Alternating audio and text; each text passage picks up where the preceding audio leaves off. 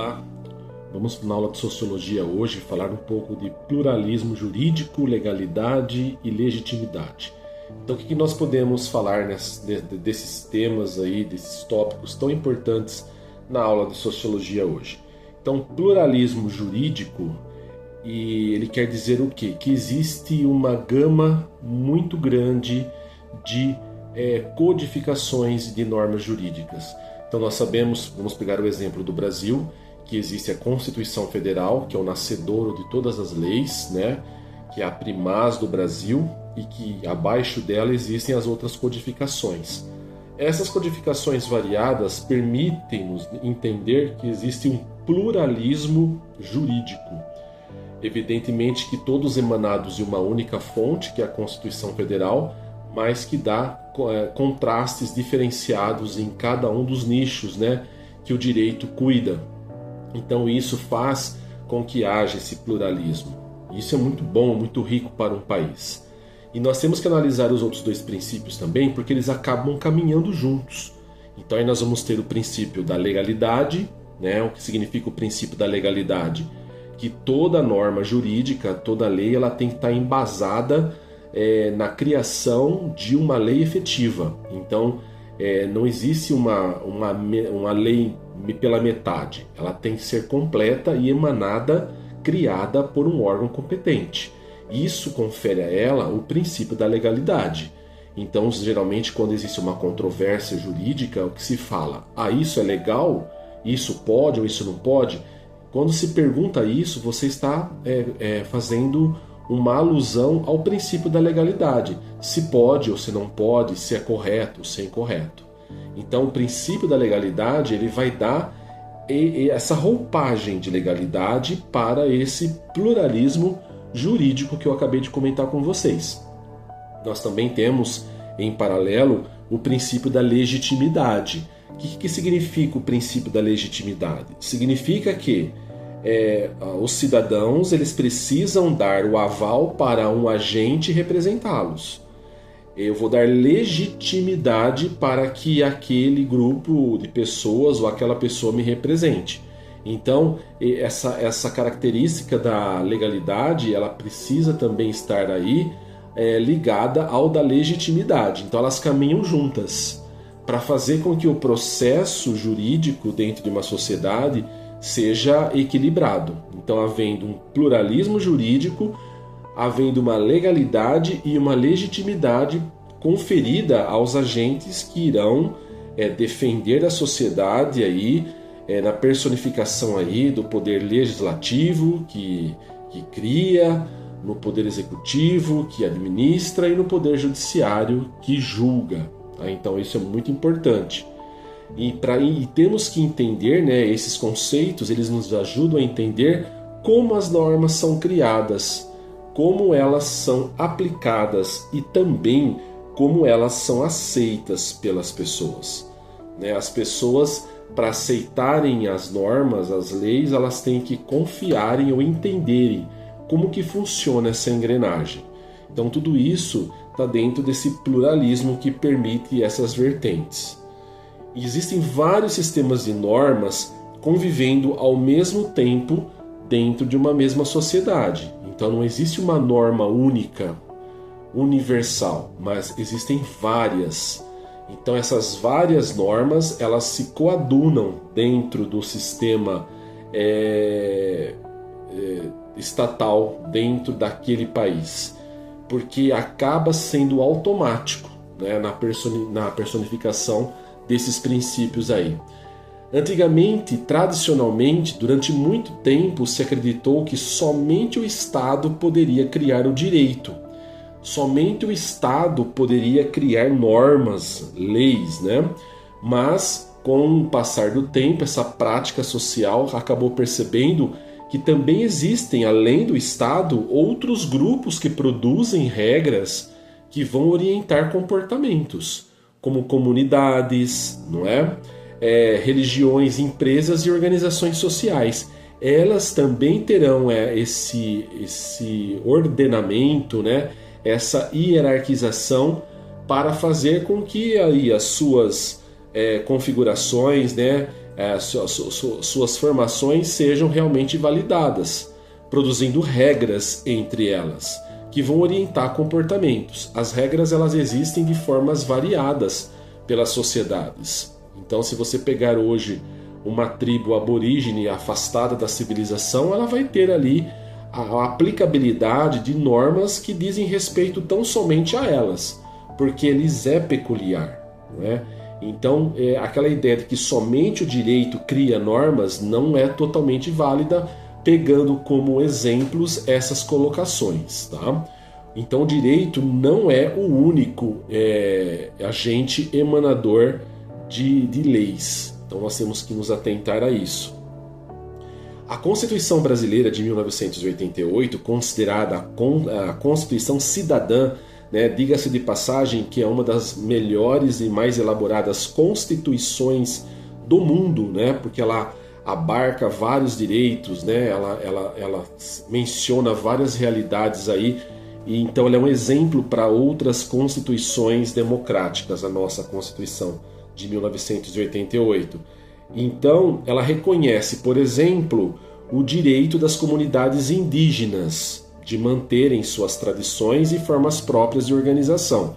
Aí nós temos a FUNAI, a Fundação Nacional do Índio, né, que vem dar escopo a essa norma constitucional.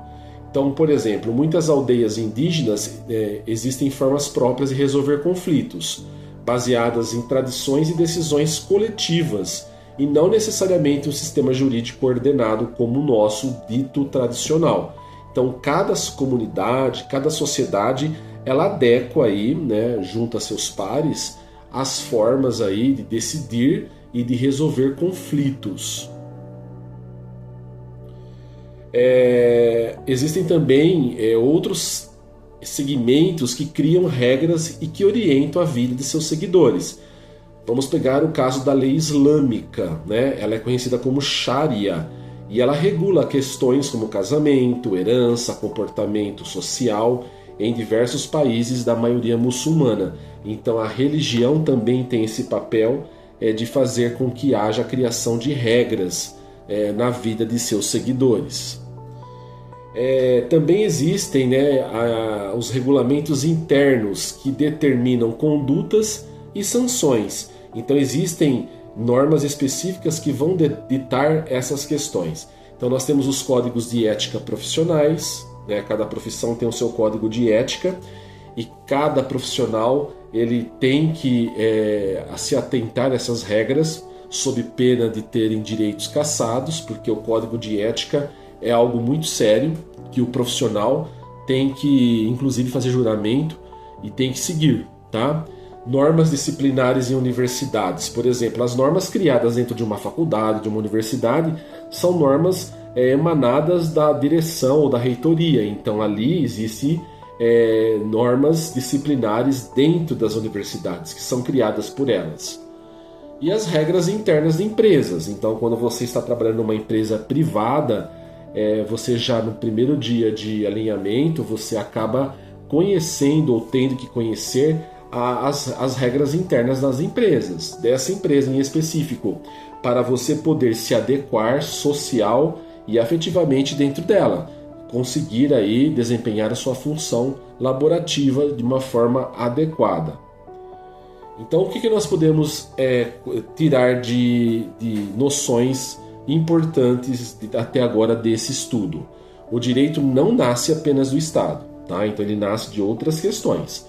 Costumes, populações diferenciadas, vivências práticas durante reiterados anos.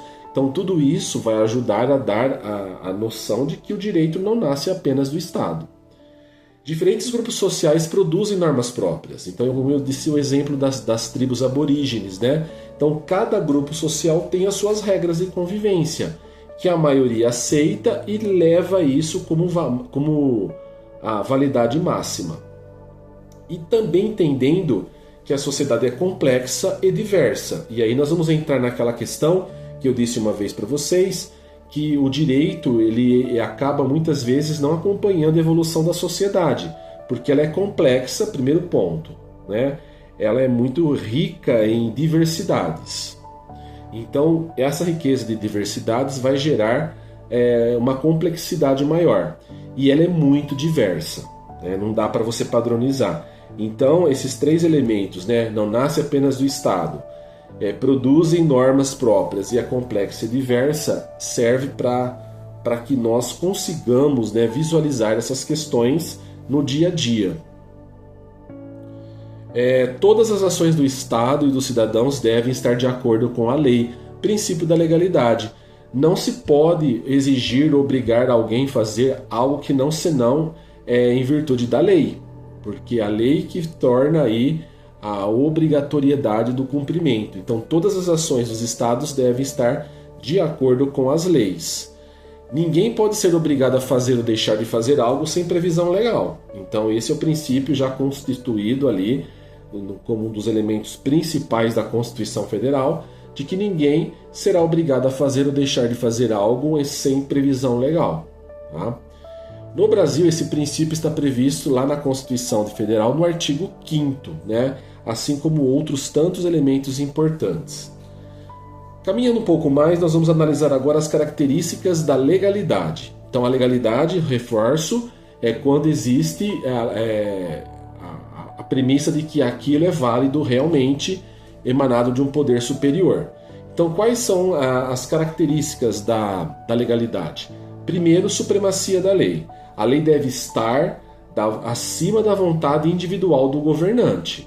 Então, o governante, quando ele assume essa responsabilidade, ele tem que estar consciente de que ele está trabalhando para a coletividade, para a comunidade, e não para uma individualidade. Então é muito comum, né, a gente ver, de vez em quando verifica aí alguns paternalismos, algumas proteções, e isso não é adequado, tá? Cada um tem a sua tarefa aí. Então, existe essa supremacia da lei. A lei deve estar acima da vontade individual dos governantes. Eu não posso privilegiar uma pessoa em detrimento da maioria. Tem sempre que priorizar o macro e não o micro.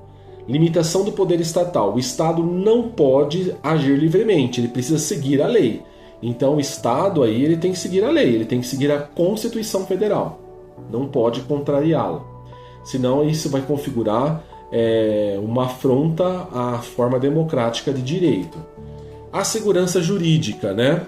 Os cidadãos sabem previamente quais são as regras e as consequências de suas ações. E aqui nós entendemos como uma força importante. Todo mundo não pode, todas as pessoas têm que conhecer o que estão falando. Então, ninguém pode alegar torpeza, falta de conhecimento em benefício próprio. Do exemplo, eu não sabia que existia essa lei. Um advogado falando isso para um juiz. Doutor, eu não sabia que existia essa lei. Jamais você poderia falar isso para uma autoridade judiciária, porque fere completamente ao conhecimento do advogado, entendeu? Porque tem que existir aí a questão do entendimento do que realmente está se falando. Então, todo mundo sabe que tem lei e que elas têm que ser cumpridas, mas por vezes alguns tentam ludibriá-la, e aí é onde existem as demandas. Princípio da legalidade. Não pode se criar alguma coisa sem uma previsão legal, então sem que exista uma lei autorizando isso. Então deve existir leis aí, regulamentares, que vão prever certas atuações do governo para que aquilo realmente aconteça. Por exemplo, não se pode cobrar sem que exista uma lei prévia, uma taxa adicional de um imposto, né? Porque isso vai ferir a legalidade. Outro exemplo, uma pessoa, né, só pode ser presa se houver previsão legal para o crime de decisão judicial, respeitando o devido processo legal. A pessoa ela tem um direito a uma ampla defesa, ser processada, e uma pessoa não pode ser presa arbitrariamente, a não ser dentro dos elementos que a lei permite, tá? A legitimidade, que eu falei para vocês que a legitimidade é a questão que nos diz respeito a você aceitar aquela autoridade. Então é a liderança, né? A maior parte das lideranças são natas, né? Então as pessoas acabam votando ou querendo que aquelas pessoas estejam. E isso dá uma legalidade, né? Uma legitimidade.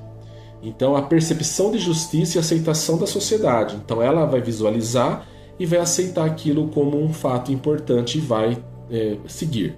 Né? Uma norma pode ser legal, mas não necessariamente legítima. Né? O que significa dizer isso? Que ela tem que estar dentro do princípio da criação das leis. Só que ela pode não ser necessariamente aceita por todos naquele momento. Nem todos aceitam. Então isso daí é um outro princípio importante. No pluralismo jurídico, permite-se aí compreender a complexidade do direito, que eu falei para vocês em uma aula, que tem que estar acompanhando a evolução da sociedade. A sociedade ela é mutável, ela é mutante, e muitas vezes o direito não consegue acompanhar essa evolução tão rápida que tem a sociedade, tá? Mas existe aí essa característica de estar acompanhando porque as demandas do dia a dia acontecerão, inevitavelmente. Então precisa-se ter esse aparato para controlar a sociedade. Pessoal, muito obrigado, espero que tenham gostado. Qualquer dúvida, estou à disposição. Grande abraço.